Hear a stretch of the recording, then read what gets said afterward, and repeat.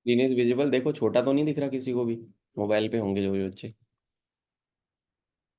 अब मैंने पूरा बड़ा कर दिया। अच्छा, जैसे तुम लोगों ने रिफ्लेक्शन देखा, लॉज ऑफ रिफ्लेक्शन हमने पढ़े, किस किस किस किस चीज पे हमारी रिफ्लेक्शन के प्रिंसिपल्स अप्लाई होते हैं, ये सारी चीजें हमने जानी पड़ी। उसी तरीके से अभी हमारा जो अगली चीज है वो है रिफ्रैक्शन ऑफ लाइट।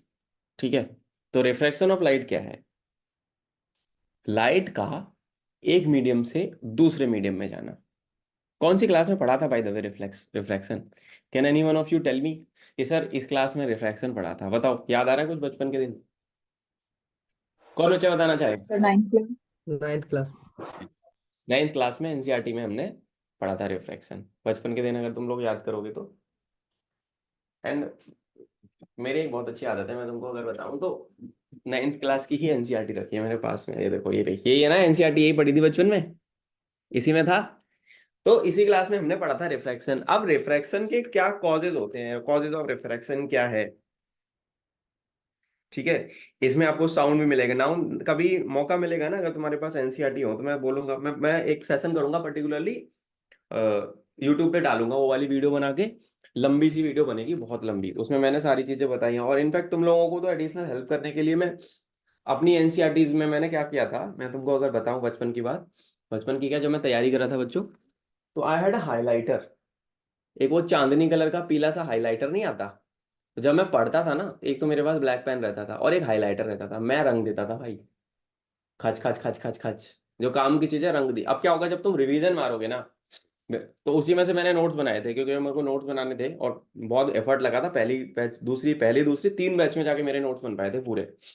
जैसे मेरे को आज क्लास लेनी है तो मैं उसके पहले बनाता था नोट्स। तो ये भी चीजें मैं तुम लोगों को दूंगा, और उसको जब तुम कर लोगे तो तुम्हारा और कॉन्फिडेंस बिल्डअप हो जाएगा, क्योंकि इन्हीं में से एनसीईआरटी में से ही क्वेश्चन बन रहे हैं। और जो मैं एमसीक्यूज भी कराता हूँ ना कभी, तो एनसीईआरटी से ही कराता हूँ। तो रिफ्रैक्शन क्या है? एक मीडियम से लाइट का दूसरे मीडियम में जाना आपका रिफ्रैक्शन होता है। और स्पीड ऑफ लाइट जो होती है ना, वो चेंज होती है जब एक मीडियम से दूसरे मीडियम में लाइट जाएगी तो। पर frequency and phases remain unchanged, पर वेवलेंथ और वेलोसिटी चेंज हो जाती है। रिफ्रैक्शन के दौरान वेवलेंथ और वेलोसिटी, वेवलेंथ का क्या होता है सिंबल, रविकांत? रोचा तू बता, वेवलेंथ का? लैम्डा होता है। यस, वेवलेंथ का सिंबल इज लैम्डा।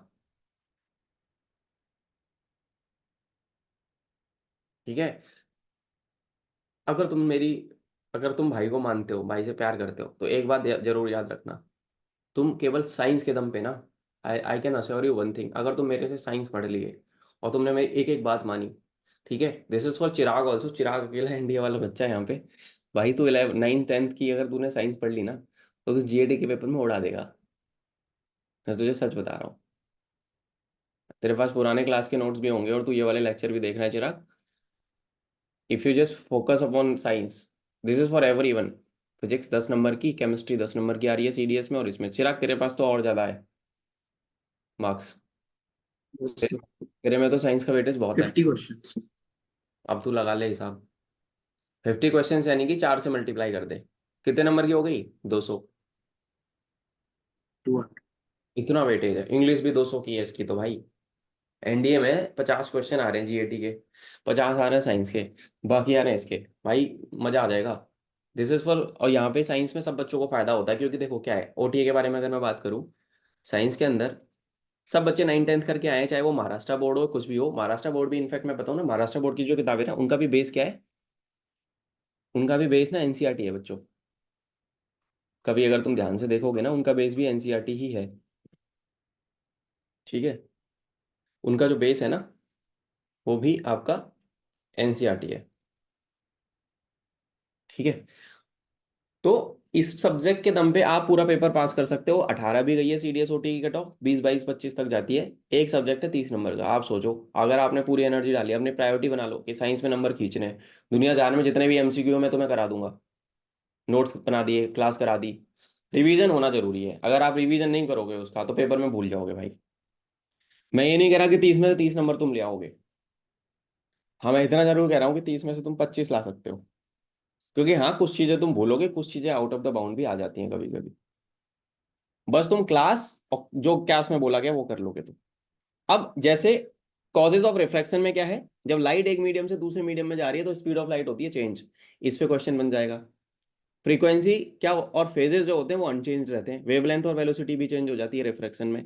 जैसे लॉज ऑफ रिफ्लेक्शन थे ऐसे ही लॉज ऑफ रिफ्रैक्शन भी है बच्चों। Normal incident ray, reflected ray, normal incident ray और refracted ray all lie in the same plane. Ratio of sine angle of incidence to the sine angle of refraction, जिस angle पे आई light और जिस angle पे refract हो गई is a constant quantity, जिसको कि रिफ्रैक्टिव इंडेक्स भी बोला जाता है, of second medium with respect to the first medium.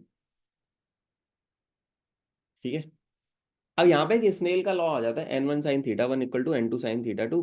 n1 हो गई इंसिडेंट इंडेक्स, n2 हो गई रिफ्रैक्शन के बाद रिफ्रैक्टेड इंडेक्स, थीटा वन हो गया इंसिडेंट एंगल और जिस एंगल पे वो रिफ्रैक्ट हुई लाइट की वेव वो आ गया आपका रिफ्रैक्टेड एंगल। तो ये जो स्नेल का लॉ है ना ये याद रखना। ठीक है। रिफ्रैक्टिव इंडेक्स क्या दर्शाती है by the way, what does it tell you? Bending ability बताती है, किसी मीडियम में लाइट कितनी बेंड हो जाएगी। रिफ्रैक्टिव इंडेक्स क्या बता रही है? It tells us about the bending ability of the medium. ठीक है। जिसकी रिफ्रैक्टिव इंडेक्स ज्यादा होगी वहां पे डेंसर होगा सिस्टम, क्या होगा? A substance having high refractive index वो होगा डेंस, और जिसकी कम होगी वो डेंस नहीं होगा, है ना। रिफ्रैक्टिव इंडेक्स डिपेंड करती है कुछ चीजों पे, जिसमें एक है nature of material of the medium और दूसरा है wavelength of the light use, light की वेवलेंथ क्या है। अब यहाँ पे जो मैंने नोट में तीन चीजें डाली हैं इनको ध्यान से समझना, उनको याद रखना, भूलना नहीं। जब लाइट रेयर मीडियम से डेंसर मीडियम में जाती है, रेयर से डेंस मीडियम में जाती है तो वो नॉर्मल की तरफ बेंड कर जाती है। जब डेंसर से रेयर में जाती है तो नॉर्मल से अवे मूव करती है। जब लाइट नॉर्मल पे गिरती है तो स्ट्रेट जाएगी। ठीक है ना। Incident ray, emergent ray stay parallel to each other, ये तीन तीन चीजें हैं जो कि भूलना नहीं। अब तुमने बोला कि सर ये तो चलो हो गई थ्योरेटिकल ज्ञान की बातें, अब इसका प्रैक्टिकल एग्जांपल कहाँ पे आता है रिफ्रैक्शन का? मैंने यहाँ पे कुछ चीजें डाली हैं जहाँ पे तुमने लाइव देखा है आंखों से, ये तो अपनी लाइफ में ही। जब आप किसी स्टिक को पानी में डालोगे, यहाँ पे मेरे पास ग्लास नहीं है, नहीं तो मैं डाल देता, चलो एनी हाउ लीव इट। पानी में जब आप किसी पेन को डालते हो या किसी भी स्टिक को डालते हो तो मैं ऐसा नहीं लगता कि वो मुड़ी हुई है थोड़ी सी, जैसे वो यहाँ है, जैसे वो ये सीधा है। तो ये ऐसा नहीं दिखता कि यहाँ से टूट के ऐसे हो गया। जैसे मान लो ये हमने एक बीकर बनाया, इसमें बच्चों हमने डाल दिया ये पानी, दिस इज वाटर, और अगर मान लो ये स्टिक है इतनी, आपने ऐसे डाली है तो मैं ऐसा नहीं लगता कि ये थोड़ी सी मुड़ गई है? दिखता है कि नहीं दिखता? बैंड लगती है ना थोड़ी सी, ये होता है रिफ्रैक्शन की वजह से। पानी के अंदर कोई चीज आप डाल दो, बाल्टी के अंदर, टब ले लो, बाल्टी ले लो, कुछ भी लो, तो पानी के अंदर आपने कुछ सामान डाल दिया, आपको ऐसा नहीं लगता कि वो ऊपर उठा हुआ दिख रहा है, वो एलिमेंट दिखता है ना, that is because of refraction. Pool होता है, स्विमिंग पूल। अभी मेरा थोड़े दिन पहले नाक टूटने से बची थी, होली होली सेलिब्रेट करने हम गए फार्म हाउस, वहाँ पे पूल था, हम कूद गए, हमको पता नहीं था, ये अंदाजा नहीं था कि हाइट इसकी 15 12 साढ़े 12 फीट है। मेरे को लगा मैं लगभग 5 फीट 8 इंच का आदमी, यहाँ तक आ जाएगा पानी। मुझे लग रहा था धोखा हो गया मेरे साथ, मैं जैसे ही कूदा मैं पूरा अंदर, पूरा पानी वानी भर गया। तो क्या होता है कि पूल में आप हाइट का उसका अंदाजा नहीं लगा सकते कि उसकी डेप्थ कितनी है, क्योंकि वो आपको लगेगा कि यार इसकी गहराई बड़ी कम है, जब बेटा उतरोगे ना मैदान में तब पता लगेगा। ये होता है रिफ्रैक्शन की वजह से। Refraction is actually happening in real life. आपको लगेगा कि वो कम गहरा है पर एक्चुअली में वो बहुत गहरा है। उसका जो बेस है ना, स्विमिंग पूल का जो बेस है वो आपको उठा हुआ दिखेगा, तो आप अंदाजा लगाओगे अच्छा चल कोई नहीं कूद जाओ, और जब घुसोगे तो पता लगेगा कि अरे सिट, गलती हो गई। तो ये होता है। अब कोई ग्लास की स्लैब है, किसी, तुम लोगों ने एक वो देखा होगा पेपर वेट होते हैं ना, paper weights, plain paper weight आते हैं बहुत सारे जो ग्लास के मोटे वाले होते हैं, अगर उसको आप प्रिंटेड पेपर के ऊपर रखोगे तो आपको लगेगा कि यार ये अक्षर उठे हुए क्यों दिख रहे हैं, अक्षर उठे हुए दिखते हैं। ये भी रिफ्रैक्शन का एग्जाम्पल हो गया।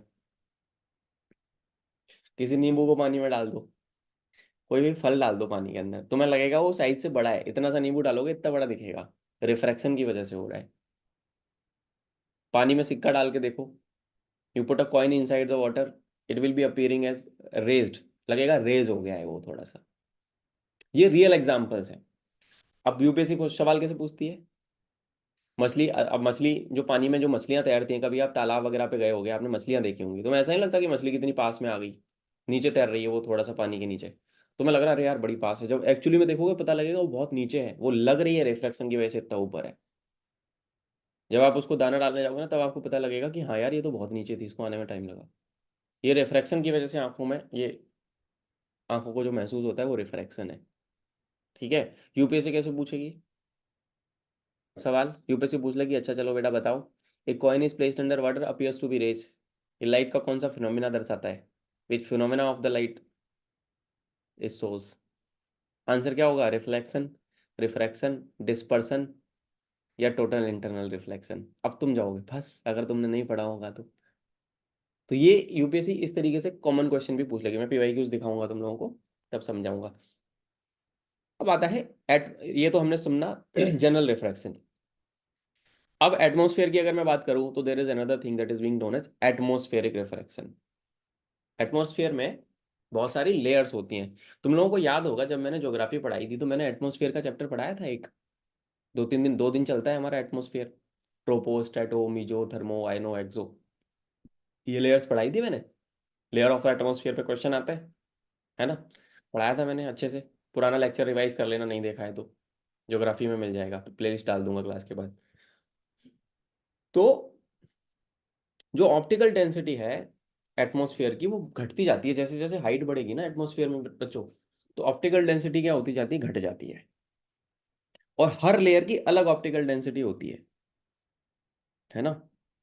जब लाइट पास करती है डिफरेंट डिफरेंट लेयर से तो रिफ्रैक्शन होने लगता है,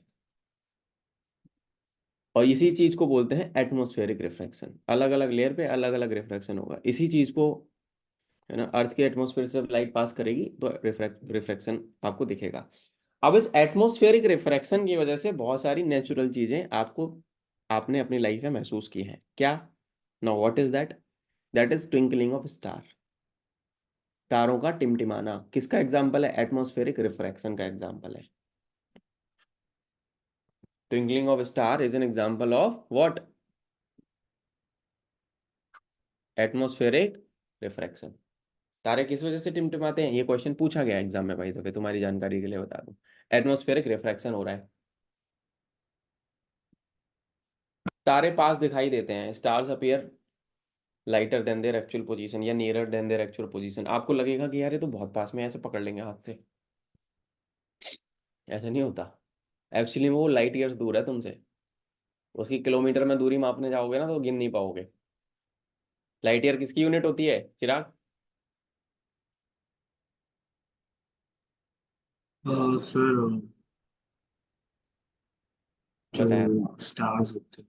अरे मेरे भाई लाइट ईयर से क्या मापा जाता है बताओ, रोचा नहीं बताइए, रोचा को बताए, चंचल बताइए जरा। डिस्टेंस बिटवीन सन एंड अर्थ।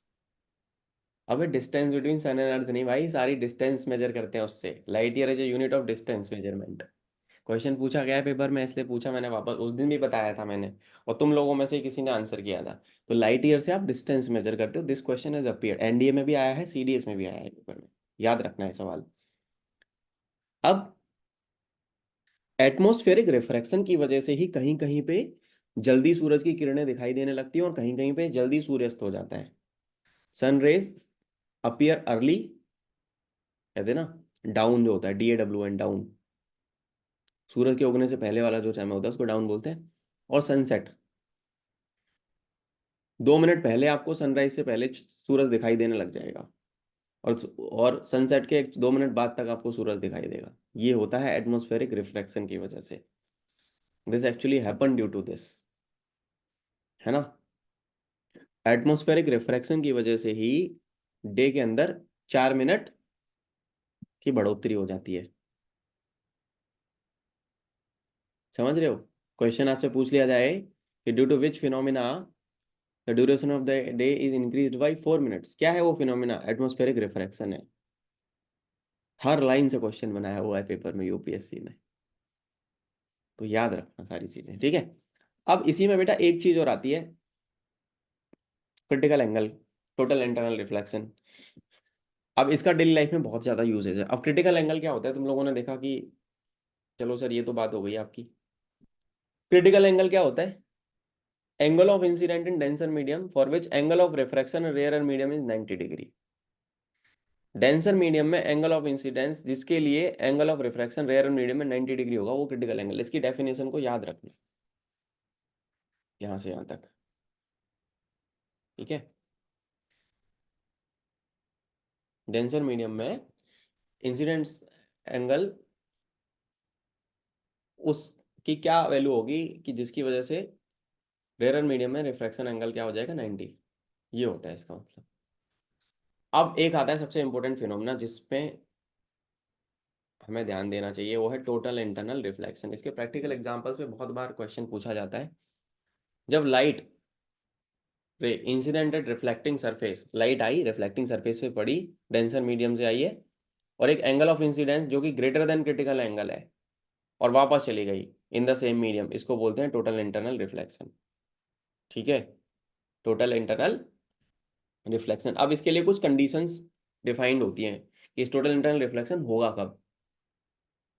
पहली कंडीशन तो है कि लाइट जो होगी वो डेंसर से रेयर मीडियम में ट्रेवल करेगी। Light will travel from denser medium to rare medium, पहली कंडीशन हो गई है। दूसरी, angle of incidence, angle I must be greater than angle of, जो क्रिटिकल एंगल है ना इसका, उससे ज्यादा होगा। ठीक है। अब इसके प्रैक्टिकल एग्जांपल बताऊं अगर मैं तुम्हें टोटल इंटरनल रिफ्लेक्शन के, तो देखो सिंपल सा लॉजिक है। पहला तो तुम लोगों ने ऑप्टिकल फाइबर देखा है सबने। How many of you know about optical fibre बच्चों?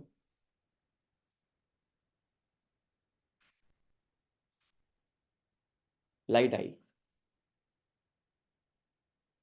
हाँ सुबोध, आप अपने विचार व्यक्त करना चाहते हैं तो करिए, बताओ। सर वो ऑप्टिकल फाइबर का आपने पूछा किसने किसने देखा है स्टेटस। काय में यूज होता है ऑप्टिकल फाइबर, बता दीजिए किसी बात। सर इंटरनेट इथरनेट केबल्स में। सबके घर में वाईफाई होगा मोस्टली, और वाईफाई नहीं होगा तो हम अपने पड़ोसियों से शेयर कर लेते हैं। ठीक है। तो वाईफाई के अंदर तुम लोगों ने देखा होगा कभी, अब कभी तुमने वाईफाई इंस्टॉल होते हुए देखा होगा ना, तो वो एक वो नहीं लाते जो फायर, जो मेरे यहाँ, मैंने जैसे मेरे में लैन केबल लगी हुई है इस वाले स्टूडियो, जो तुम्हारे को पीछे स्क्रीन दिख रही है ना, उसमें मैंने लैन केबल लगा रखी है। वो मेरा राउटर इज आउटसाइड। तो जब वो जोड़ते हैं ना कनेक्शन, तो तुमने देखा वो काले वाले तार के अंदर बहुत सारी कवरिंग और लेयर होती है, वो काटते तो एक अंदर से ना पतला सा तार निकलता है व्हाइट कलर का, transparent type, and that is actually hollow from inside. भाई वो अंदर से खाली होता है, खोखला होता है वो, कांच का सा, वो सॉलिड नहीं है। उसके अंदर रेस ट्रेवल कर रही है, उससे तुम्हारे घर का इंटरनेट चलता है। और उसके अंदर कौन सा फिनोमिना हो रहा है? Internet at home is actually possible due to optical fibre cables. अभी तो ऑप्टिकल फाइबर केबल पे आ चुके हैं हम लोग। पुराने जमाने में कैसे यूज करते थे? तुम तो शायद, तुम तो बहुत छोटे हो सब लोग मेरे से। हमने नोकिया 6085 से डायल अप कनेक्शन वाला भी इंटरनेट चलाया हुआ है। जब गूगल खुल जाता था ना, उसमें स्पीड बताए कितनी आती थी? अभी तो हम 300 Mbps 200 Mbps का प्लान घर पे यूज करते हैं। उस टाइम पे 1 Mbps की स्पीड भी आ जाती थी ना, 200 kbps 100 kbps, भाई नाचने लगते थे हम लोग। गूगल खुल गया, गूगल खुल गया, आप सर्च करो। डेटा केबल से कलेक्ट होता था, नोकिया का सूट आता था, उसमें जोड़ते थे फोन। वो डायल अप कनेक्शन देता था, 200 रुपये का, 300 रुपये का 1 GB डेटा मिलता था, उसको पूरे महीने चलाना होता था। वो जमाना देखा है हमने तो। अभी इंटरनेट इतना ज़्यादा सस्ता है। अभी क्या हो गया, ऑप्टिकल फाइबर केबल के माध्यम से इंटरनेट आ रहा है। ठीक है। तो कभी क्वेश्चन आपसे पूछ लिया जाए कि internet in current scenario is possible due to optical fibres, what is the principle behind optical fibre cables, what happen inside an optical fibre cable, क्या होता है उसके अंदर? Total internal reflection. ऐसे लाइट घुसेगी, ऐसे टकराती टकराती फिर बाहर निकलती है, ऐसे सिग्नल ट्रांसमिट हो रहे हैं। ठीक है। कंडीशन क्या है? डेंसर से रेयर मीडियम में जाएगी, एंगल ऑफ इंसिडेंस हमेशा बड़ा होगा, किससे? क्रिटिकल एंगल से। Example, optical fibre. एंडोस्कोपी के बारे में सुना होगा, टेलीकम्युनिकेशन में ऑप्टिकल फाइबर ही यूज हो रहे हैं अब सब जगह। एंडोस्कोपी सुना है? पेट में डॉक्टर जो है कैमरा डाल देता है, मुंह में डाल देगा पाइप, उसके कोने पे लगा होगा क्या? कैमरा। उसके एज पे कैमरा होता है, आपके पेट में डाल दिया जाता है वो, और फिर डॉक्टर चेक करता है कि सिस्टम सही है कि नहीं। एंडोस्कोपी में एक्चुअली वो है ऑप्टिकल फाइबर केबल ही, फिर वो चेक करा जाता है उससे। किसी न किसी की तो हुई होगी, तो उसको पता होगा एंडोस्कोपी के बारे में, पूछना अपने घर में किसी न किसी की हुई होगी, नहीं तो यूट्यूब पे सर्च करना एंडोस्कोपी, पता लगेगा। वहाँ पे भी वो ऑप्टिकल फाइबर वाला ही सिस्टम है। अच्छा, बबल्स फुलाए हैं, साबुन के झाग झाग से बबल निकलते हैं, हम लोग बबल फुलाते थे बचपन में। एक जो गोला सा आता था, उसको लिक्विड में डुबा के फूंक मारते थे, बबल बन जाते हैं। बबल जो साइन करता है वो भी टोटल इंटरनल रिफ्लेक्शन की वजह से ही कर रहा है। बबल भी टोटल इंटरनल रिफ्लेक्शन की वजह से ही बेटा साइन करता है। डायमंड के अंदर डायमंड स्पार्कल करता है, लड़कियों को, गर्ल्स कैन रिलेट, है ना, गर्ल्स कैन रिलेट कि हमें डायमंड के जो डायमंड रिंग हो गई, डायमंड के नेकलेस हो गए, लड़कियों को बड़े पसंद होते हैं, क्योंकि डायमंड जो है ना, डायमंड की वैल्यू बहुत है, डायमंड बहुत महंगा आता है, और डायमंड शाइनी ही होता है ना। तो गोल्ड तो खैर एक एक एक तरीके का होगा। जैसे मेरी शादी में जब मेरी मम्मी ने मेरी वाइफ को रिंग्स दी थी ना, तो वो प्योर गोल्ड की देती ना, हमारी मम्मियाँ पुराने जमाने की हैं, तो वो गोल्ड की रिंग देती हैं। My wife use to like, क्या डायमंड रिंग चाहिए मेरे को, डायमंड रिंग्स, तो उसने सारी रिंग्स जितनी भी खरीदी है ना, वो सारी डायमंड रिंग खरीदी है। हालांकि डायमंड रिंग से में डायमंड की मात्रा ज़्यादा हो जाती है, गोल्ड की वैल्यू कम हो जाती है वहाँ पे, बट एस्थेटिकली अपीलिंग होता है वो, डायमंड साइन करता है, तो थोड़ी सी अपीयरेंस बहुत अच्छी होती है। तो डायमंड जो साइन करता है ना, हीरे की जो चमक होती है, उसके पीछे का प्रिंसिपल क्या है, टोटल इंटरनल रिफ्लेक्शन। ठीक है। मिराज किस में होता है, डेजर्ट में, ऐसा नहीं लगता पानी है पानी है पानी है। गाड़ी में ट्रेवल करते हो, बहुत चिलचिलाती गर्मी में आप गाड़ी से ट्रेवल करते हो जब, तो आपको लगता होगा कि सड़क पे आपने पानी देखा। ऐसा नहीं दिखता, खिड़की से देखते हैं जब आप आगे बैठे हो कहीं भी बैठे हो, तो लगता नहीं है कि बहुत दूर तक पानी दिख रहा है वहाँ पे सड़क पे। ऐसा दिखता है पानी है सड़क के भी, फिर वहाँ पे आप पहुँचते हो गायब, फिर और आगे दिखने लगता है, that is mirage. Mirage actually happen due to what, total internal reflection. ये सारे प्रैक्टिकल एग्जांपल्स है बच्चों। लूमिंग, जैसे मिराज होता है आपका गर्मियों के दौरान डेजर्ट एरिया में, उसी तरीके से लूमिंग होती है पोलर एरिया में। पोलर यानी बर्फीले इलाके में। समझ गए बात।